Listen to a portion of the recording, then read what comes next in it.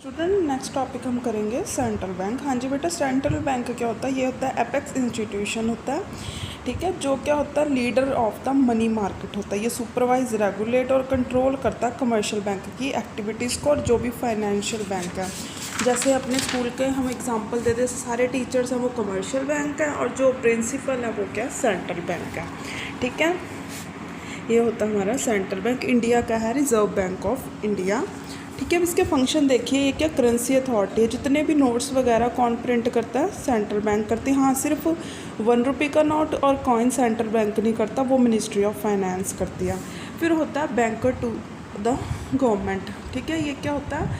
ये सभी जो बैंकर्स का बैंक होता है और गवर्नमेंट का भी बैंक होता है, ठीक है। जितनी भी बिजनेस एक्टिविटी है गवर्नमेंट की, उसको ये देखता है, हमारा सेंट्रल बैंक देखता है, ठीक है। और जितने भी रिसिप्ट्स वगैरह और पेमेंट करता गवर्नमेंट को, हमारा ये सेंट्रल बैंक ही करता है। फिर है बैंकर्स, बैंक एंड सुपरवाइज़र। ये बैंकर्स का बैंक होता है और सुपरवाइज़ करता है कि वो किस तरह से काम कर रहे हैं, ठीक है, सही तरह से नहीं कर रहे कि नहीं। फिर आगे बहुत ही ज़्यादा इंपॉर्टेंट है जो हमारा 4th पॉइंट है, ठीक है। इसमें मतलब ये money controller of money supply, ठीक है।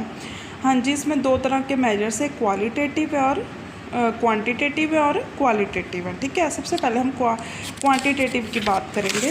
क्वांटिटेटिव में बेटा देखिए, सबसे पहले आता है बैंक रेट। बैंक रेट क्या होता है? ये वो रेट होता है जिसमें सेंट्रल बैंक किसको मनी लैंड करता है? बैंक्स को, ठीक है। किसके अगेंस्ट? अप्रूव्ड सिक्योरिटी और बिल्स ऑफ के एक्सचेंज के अगेंस्ट। जब तो इकॉनमी में इन्फ्लेशन चल रही है, उसको कंट्रोल करने के लिए बैंक रेट को ज़्यादा कर देते हैं। इससे क्या होता है? कॉस्ट ऑफ मनी बढ़ जाती है और लोगों की परचेजिंग पावर भी कम हो जाती है। और डिफ्लेशन चल रहा है, मतलब जब प्राइसेस कम है तो इसके ऑपोजिट होता है। फिर बैंक रेट क्या करता है? कमर्शियल बैंक, हमारा जो आरबीआई क्या करता है, वो हमारा जो बैंक रेट क्या होता है कम कर देता है, ठीक है। इससे लोगों के पास परचेजिंग पावर हो जाती है। फिर होता है हमारा open market operation. Open market operation क्या होता है? जो बैंक क्या करता है? बाय और सेल करता है गवर्नमेंट सिक्योरिटी को पब्लिक में, ठीक है। अब क्या होता है, जब तो इन्फ्लेशन चल रही है, लोगों से हमने मनी लेनी है, ठीक है, तो उस टाइम पे क्या करता है? ये क्या करता है?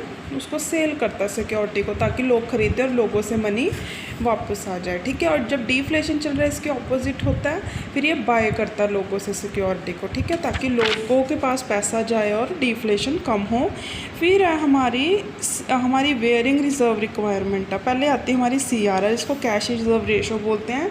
ये वो परसेंटेज होती है, देखिए स्टूडेंट, जो हमारे जो कमर्शियल बैंक होते हैं उनको सेंट्रल बैंक के पास रखनी पड़ती है, ठीक है। अब जब इन्फ्लेशन चल रही है तो CRR ज़्यादा हो जाती है, ताकि लोगों से परचेजिंग पावर खींच ली जाए। जब डिफ्लेशन होती है CRR कम हो जाती है।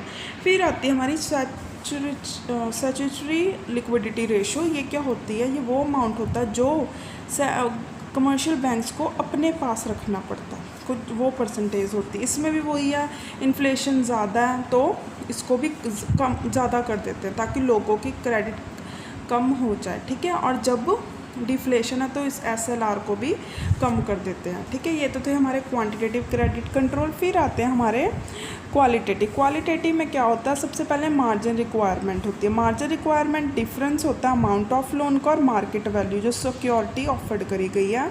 कहता है अगर तो margin imposed by central bank 40%, तो बैंक सिर्फ 60% पे लोन दे सकता है, ठीक है।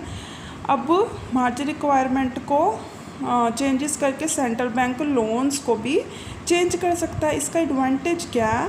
हाई मार्जिन रिक्वायरमेंट होती है, स्पेक्युलेटिव एक्टिविटीज़ होती है। उसको स्पेक्युलेटिव, जो लोग पैसा जमा कर लेते हैं, चीज़ों को जमा कर लेते हैं प्रॉफिट मोटिव के लिए, ठीक है। ब्लैक मार्केटिंग होती है जिसमें ब्लैक मनी होती है उससे, ठीक है। इससे क्या होता है? रिसोर्सेज अनप्रोडक्टिविटी स्पेक्युलेटिव एक्टिविटी से प्रोडक्टिव इन्वेस्टमेंट में हो जाता है, ठीक है।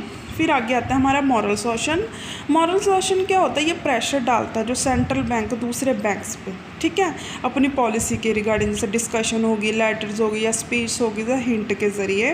फिर है सेंट्रल बैंक क्या होता है? ये सेंट्रल बैंक फ्रिक्वेंटली अनाउंस अपनी पॉलिसीज़ करता रहता है, ठीक है। फिर आगे आता है selective credit control, selective credit control क्या होते हैं, पॉजिटिव मैनर में भी होते हैं, नेगेटिव मैनर में भी होते हैं। पॉजिटिव का मतलब है कि जब हम मेजर करते चल क्रेडिट को टू अ पर्टिकुलर सेक्टर, जो प्रायोरिटी सेक्टर्स है उनमें हमने पैसा लगाना, जैसे मैन्युफैक्चरिंग में लगा दिया। नेगेटिव मैनर में क्या होता है, रिस्ट्रिक्ट कर देता है फ्लो ऑफ मनी को, ठीक है ये।